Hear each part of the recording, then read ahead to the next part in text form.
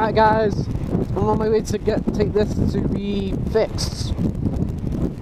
Hopefully the head bearing will be fixed, maybe. I mean it's not that bad, but you never know.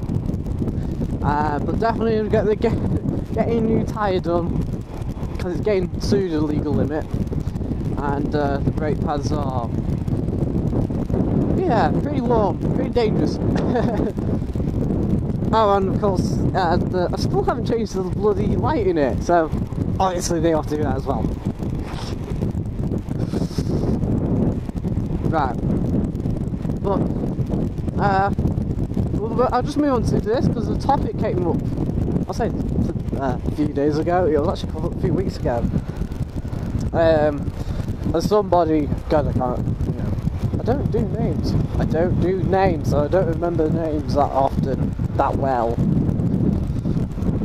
Unless I've watched like say 20 videos of theirs, only then do I start here remembering their name, like the big popular ones. You know who I'm talking about. Right.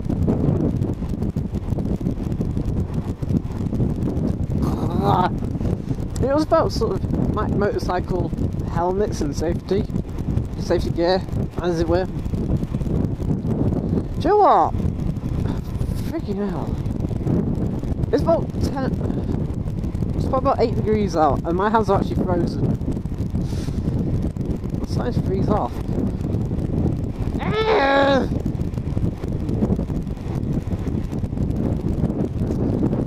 So, yeah, motorcycle safety. So while on that, obviously good gloves. And it's more about the helmets than it was about the safety, really. But really, there should be a sort of minimum limit when you're going out. If you don't want to cover your legs as such, I suppose you shouldn't really need to. Obviously, you're still going to break bones if you come off. And the other thing is with motorcycle safety, like levers and everything, it's like you shouldn't think that oh you're not going to break your legs. You might, but the thing is when you come off, say at 30-40 miles an hour, whatever, there's a far greater reduced risk of braking. There's again far greater reduced risk of putting bruises on your legs and on your body and whatever. You get the idea. That's what motorcycle safety does. The biggest thing that motorcycle safety does, with full leather, especially with full leathers, is that they actually keep your body in one piece. Especially with armour. The armour there is to protect. This is the only problem with drivers, they are quite slow. It's like, hush, you were letting the driver once. Yeah, it was, which is why I'm giving you patience. But they always teach you, if they want to overtake you, let them overtake you. But anyway, back to what I was saying. Motorcycle leathers have the armour in, which protect the most important parts of your body. So you've got armour in your knees, like I have here, armour in your arms, and armour in your spine usually, and also, oh yeah, an armour on your shoulders, so on the legs. You can also get armour in your gloves, which will go like, I'll just show you by not trying not to swear at you, but I am. Sorry guys. That middle bit there, it's always in your, what's the name? Well, that bone, the bends. Not that one, but that one there, I think. But that armour in it. And basically, obviously they're much more expensive gloves, obviously. But they're there, so when you accidentally go on the floor like that and you drag, you don't break your knuckles! Got the word! Got the word! Yeah, so you don't crack or shatter your knuckles, and basically this is what most armour does. It prevents your major parts of your body from shattering.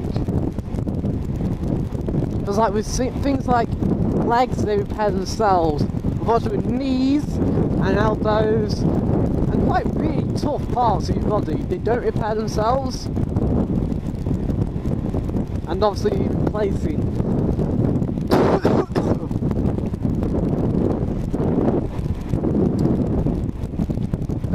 So obviously we've done now. Obviously said about leathers and that lot, and what's quite good about them. But we'll move on to the biggest part, and obviously the most. Oh, there's one more thing. I'll just move on to boots as well.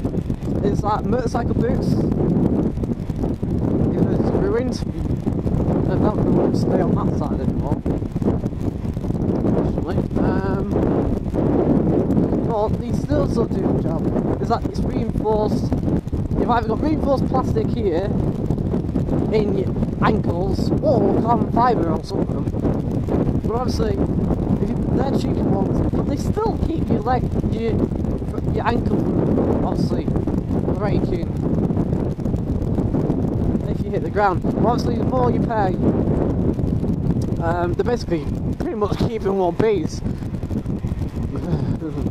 Motorcycle boots. What's the motorcycle? I mean, like more upper 200 quid. Again, the keto ones, 200 quid a keto ones tend to have much more reinforced, but they're less waterproof, but more reinforced, more flexible boots. Ah! And then you've got dirt biking boots. There's a bus ahead.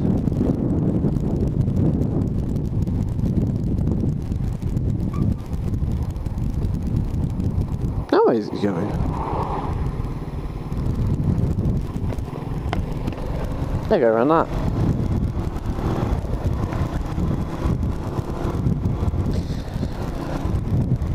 So that's what your motorcycle boots do. I mean, if you're alright wearing trainers during the summer, I'll accept that myself. Well, essentially, of course, you know, the boots reduce your injuries. This is what your motorcycle gear does. It reduces any injuries you're going to get. It's not going to stop them, but if you come off accidentally, even at 50 or 60 mile an hour, right, you'll end up sort of walking away most of the time. And that's the thing. I mean, here's the thing. I know, and this is what really annoys me, is some people who wear, like, especially sort of like, say, obviously in Australia, where you got Jake, he'll like just turn and he'll probably turn around and go, no, I don't wear it. No, he does. Of course he does. He wears his gear even though it's hot.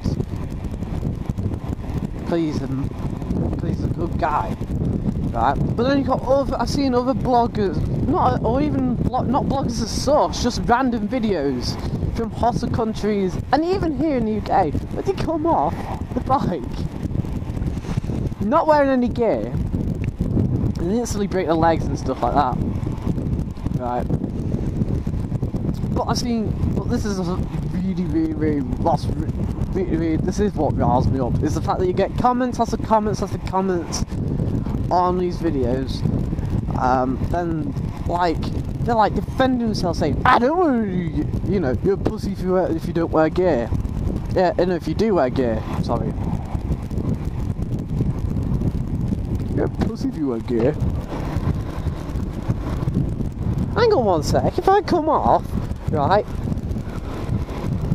I want to be able to walk away with no bones broken, because I want to ride my motorcycle the next day, okay?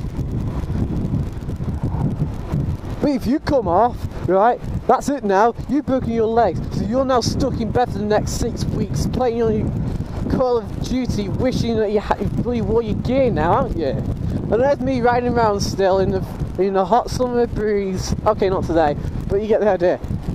The hot summer air, right, on the open roads, which are not open, of course, because I've got a van right in front of me. And it's just like,